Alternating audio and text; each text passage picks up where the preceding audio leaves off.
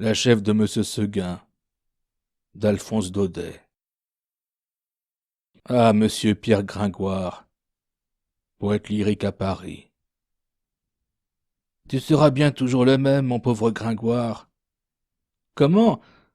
On t'offre une place de chroniqueur dans un bon journal de Paris, et tu as l'aplomb de refuser. Mais regarde-toi, malheureux garçon, regarde ce pourpoint troué, ces joues en déroute, cette face maigre qui crie la faim.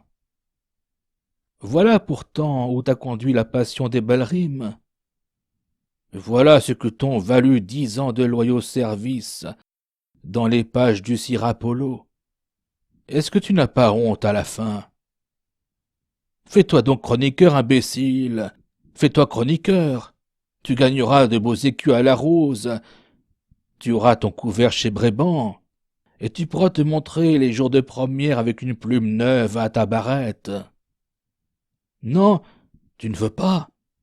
Tu prétends rester libre à ta guise, jusqu'au bout. Eh bien, écoute un peu l'histoire de la chèvre de M. Seguin. Tu verras ce que l'on gagne à vouloir vivre libre. M. Seguin n'avait jamais eu de bonheur avec ses chèvres. Il les perdait toutes de la même façon. Un beau matin, elles cassaient leurs cordes, s'en allaient dans la montagne, et là-haut, le loup les mangeait. Ni les caresses de leur maître, ni la peur du loup, rien ne les retenait. C'étaient, paraît-il, des chèvres indépendantes, voulant à tout prix le grand air et la liberté. Le brave M. Seguin, qui ne comprenait rien au caractère de ces bêtes, était consterné. Il disait « C'est fini, les chèvres s'ennuient chez moi, je n'en garderai pas une. » Cependant, il ne se découragea pas, et après avoir perdu 6 chèvres de la même manière, il en acheta une 7e. Seulement, cette fois, il eut soin de la prendre toute jeune, pour qu'elle s'habituât mieux à demeurer chez lui. Ah, Gringoire, qu'elle était jolie la petite chèvre de M. Seguin! Qu'elle était jolie avec ses yeux doux, sa barbiche de sous-officier, ses sabots noirs et luisants, ses cornes zébrées et ses longs poils blancs qui lui faisaient une houppelande. C'était presque aussi charmant que le cabri d'Esmeralda. Tu te rappelles, Gringoire? Et puis docile, caressante, se laissant traire sans bouger, sans mettre son pied dans l'écuelle. Un amour de petite chèvre. Monsieur Seguin avait derrière sa maison un clos entouré d'aubépines. C'est là qu'il mit la nouvelle pensionnaire. Il l'attacha à un pieu au plus bel endroit du pré, en ayant soin de lui laisser beaucoup de cordes. Et de temps en temps il venait voir si elle était bien. La chèvre se trouvait très heureuse, et broutait l'herbe de si bon cœur que monsieur Seguin était ravi. Enfin, pensait le pauvre homme, en voilà une qui ne s'ennuiera pas chez moi. Monsieur Seguin se trompait. Sa chèvre s'ennuya. Un jour, elle se dit en regardant la montagne. Comme on doit être bien là-haut! Quel plaisir de gambader dans la bruyère, sans cette maudite longe qui vous écorche le cou! C'est bon pour l'âne ou le bœuf de brouter dans un clos. Les chèvres, il leur faut du large. À partir de ce moment, l'herbe du clos lui parut fade, l'ennui lui vint, elle maigrit, son lait se fit rare. C'était pitié de l'avoir tiré tout le jour sur sa longe, la tête tournée du côté de la montagne, la narine ouverte, en faisant « mais » tristement. Monsieur Seguin s'apercevait bien que sa chèvre avait quelque chose, mais il ne savait pas ce que c'était. Un matin, comme il achevait de la traire, la chèvre se retourna et lui dit dans son patois « Écoutez, monsieur Seguin, je me languis chez vous, laissez-moi aller dans la montagne. » Ah, mon Dieu, elle aussi! Cria M. Seguin stupéfait. Et du coup, il laissa tomber son écuelle, puis s'asseyant dans l'herbe à côté de sa chèvre. « Comment, Blanquette, tu veux me quitter ?» Et Blanquette répondit, « Oui, monsieur Seguin. »« Est-ce que l'herbe te manque ici ?»« Oh non, monsieur Seguin. »« Tu es peut-être attaché de trop court. Veux-tu que j'allonge la corde ?»« Ce n'est pas la peine, monsieur Seguin. »« Alors qu'est-ce qu'il te faut? Qu'est-ce que tu veux ?»« Je veux aller dans la montagne, monsieur Seguin. »« Mais malheureuse, tu ne sais pas qu'il y a le loup dans la montagne.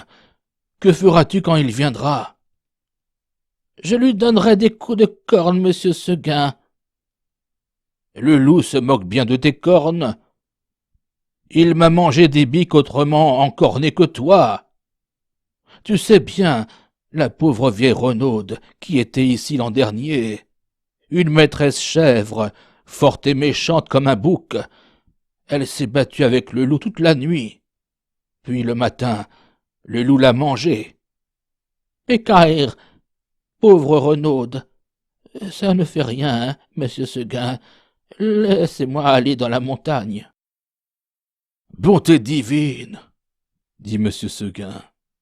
Mais qu'est-ce qu'on leur fait donc à mes chèvres? Encore une que le loup va me manger? Eh bien non, je te sauverai malgré toi, coquine, et de peur que tu ne rompes ta corde, je vais t'enfermer dans l'étable, et tu y resteras toujours. Là-dessus, M. Seguin emporte la chèvre dans une étable toute noire, dont il ferma la porte à double tour. Malheureusement, il avait oublié la fenêtre, et à peine eut-il le dos tourné que la petite s'en alla. « Tu ris, Gringoire? Parbleu, je crois bien. Tu es du parti des chèvres, toi, contre ce bon M. Seguin. Nous allons voir si tu riras tout à l'heure. » Quand la chèvre blanche arriva dans la montagne, ce fut un ravissement général. Jamais les vieux sapins n'avaient rien vu d'aussi joli. On la reçut comme une petite reine. Les châtaigniers se baissaient jusqu'à terre pour la caresser du bout de leurs branches. Les genêts d'or s'ouvraient sur son passage et sentaient bon tant qu'ils pouvaient. Toute la montagne lui fit fête. Tu penses, Gringoire, si notre chèvre était heureuse? Plus de cordes, plus de pieux, rien qui l'empêchât de gambader, de brouter à sa guise. C'est là qu'il y en avait de l'herbe. Jusque par-dessus les cornes, mon cher. Et quelle herbe! Savoureuse, fine, dentelée, faite de 1000 plantes. C'était bien autre chose que le gazon du clos. Et les fleurs donc? De grandes campanules bleues, des digitales de pourpre à long calice, toute une forêt de fleurs sauvages, débordant de sucs capiteux. La chèvre blanche à moitié soûl se vautrait là-dedans les jambes en l'air, et roulait le long des talus pêle-mêle avec les feuilles tombées et les châtaignes. Puis tout à coup, elle se redressait d'un bond sur ses pattes. Hop, la voilà partie, la tête en avant, à travers les maquis et les buissières, tantôt sur un pic, tantôt au fond d'un ravin, là-haut, en bas, partout. On aurait dit qu'il y avait 10 chèvres de M. Seguin dans la montagne. C'est qu'elle n'avait peur de rien, la Blanquette. Elle franchissait d'un saut de grands torrents qui l'éclaboussaient au passage de poussière humide et d'écume. Alors, toute ruisselante, elle allait s'étendre sur quelques roches plates et se faisait sécher par le soleil. Une fois s'avançant au bord d'un plateau, une fleur de cytise aux dents, elle aperçut en bas, tout en bas dans la plaine, la maison de M. Seguin avec le clos derrière. Cela la fit rire aux larmes. « Que c'est petit, dit-elle. Comment ai-je pu tenir là-dedans? » Pauvrette, de se voir si haut perché, elle se croyait au moins aussi grande que le monde. En somme, ce fut une bonne journée pour la chèvre de M. Seguin.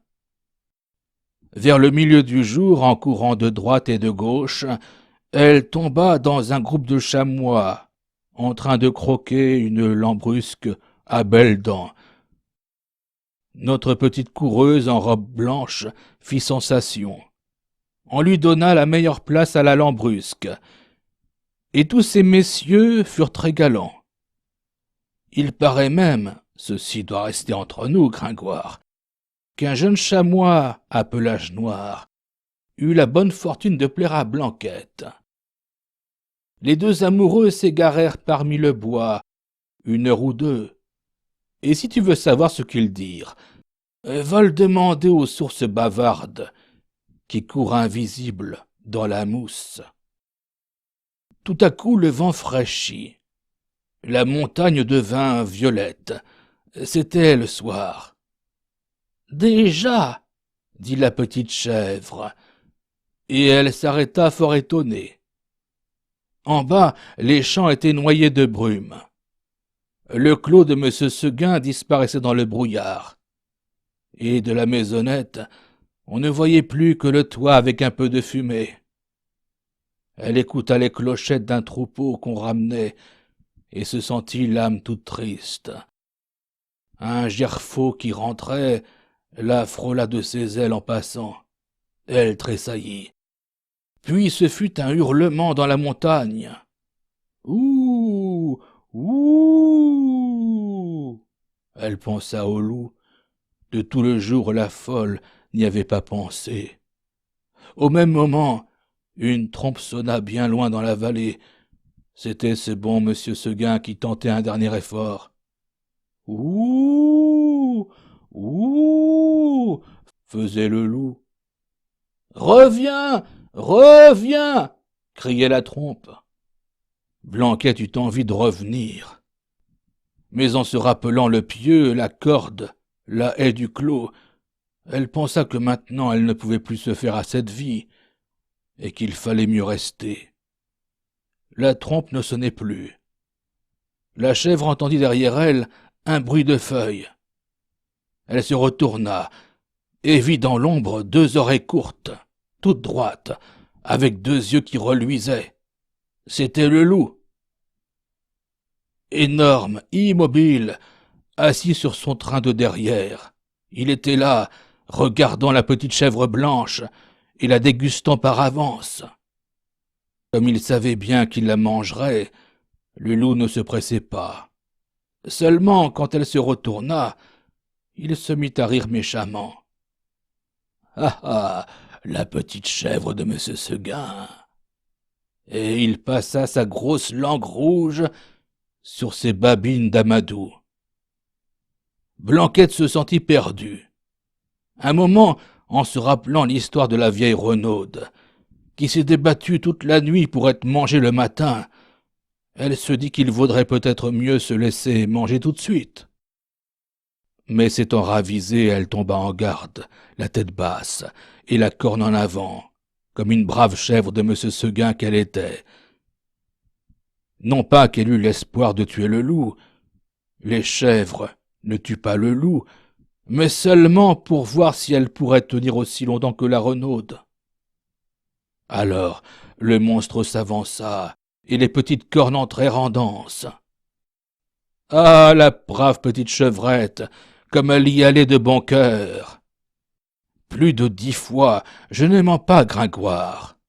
Elle força le loup à reculer pour reprendre haleine. Pendant ces trêves d'1 minute, la gourmande cueillait en hâte encore un brin de sa chère herbe. Puis elle retournait au combat, la bouche pleine.